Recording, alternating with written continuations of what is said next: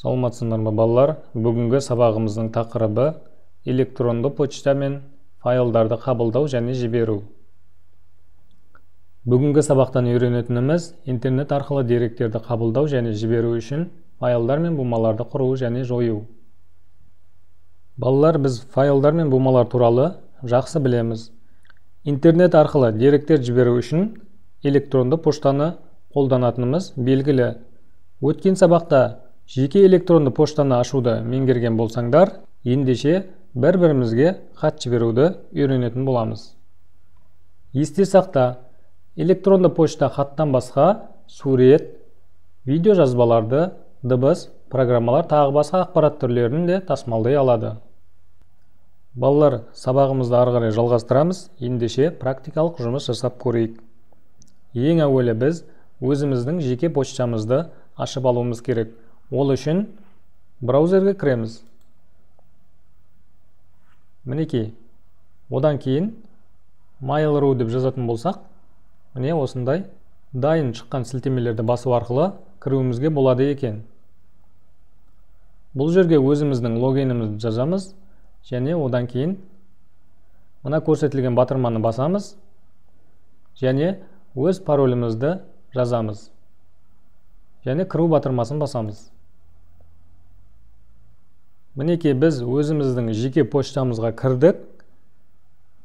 Электронды пошта жәшігіндегі барлық хабарламалар, міне өздеріңіз көріп тұрғандай, бумаларға бөлінеді. Бұл жерде кіріс хаттар және жіберілген хаттар, спам және себет.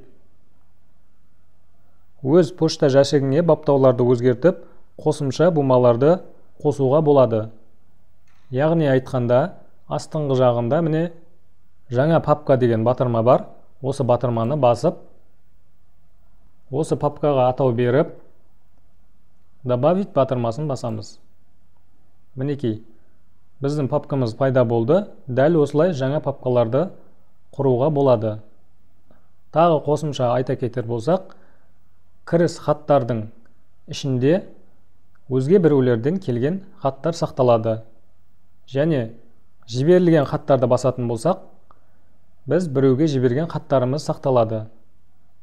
Одан кейін шимай дәптер батырмасын басатын болсақ, ол жерде жіберілмеген, яғни аяқталмаған хаттар сақталатын болады. Одан кейін спамның ішінде бізге қажет емес сілтемелер, қажет емес хаттар осы спамның ішінде сақталатын болады. Келесі себет батырмасында біздің жойып жіберген хаттарымыз сақталып тұрады. Электронды поштада егер керек емес бумалар болатын болса, сол буманың үстінен тінтуірдің оң жағын басып, жанама мәзірден удалить, яғни жою батырмасын басып, қажет емес қалтаны жоюымызға болады. Жою батырмасын басамыз.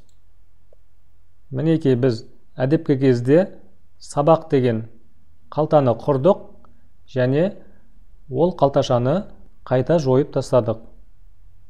Дәл осылай жасап көрулеріңе болады балалар. Интернет арқылы қандай деректер жібере аламыз? Электронды пошта арқылы хаттарды, файлдарды қабылдап және жібере аламыз. Мысалыға, өзімізге қажетті адреске хат жолдауымызға болады. Ол үшін мына сол жақта орналасқан написать письмо батырмасын басамыз. Мінекей, осында бет ашылады. Одан кейін мына жерге қабылдап алушының адресін, яғни пошта адресін жазамыз.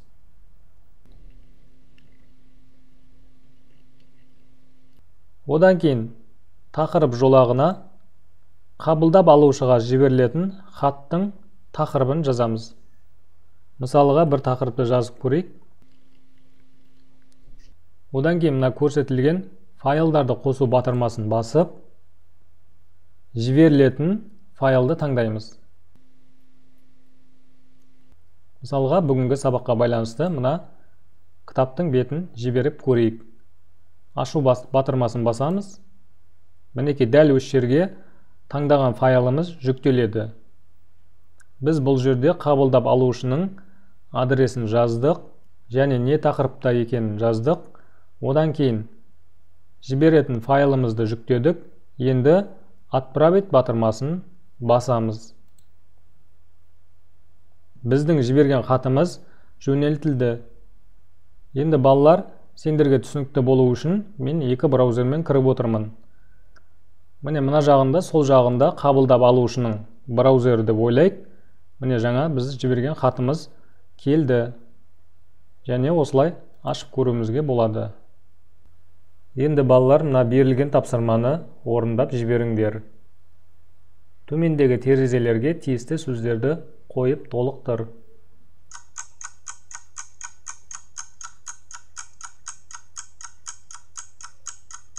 Жақсы балалар, олай болса өз жауаптарыңды тексеріп көріңдер. Бұл gmail.com және mail.ru. Тексеріп көреміз. Бәрекелді. Осымен балалар, бүгінгі сабағымыз аяқталды. Келесі кездескенше.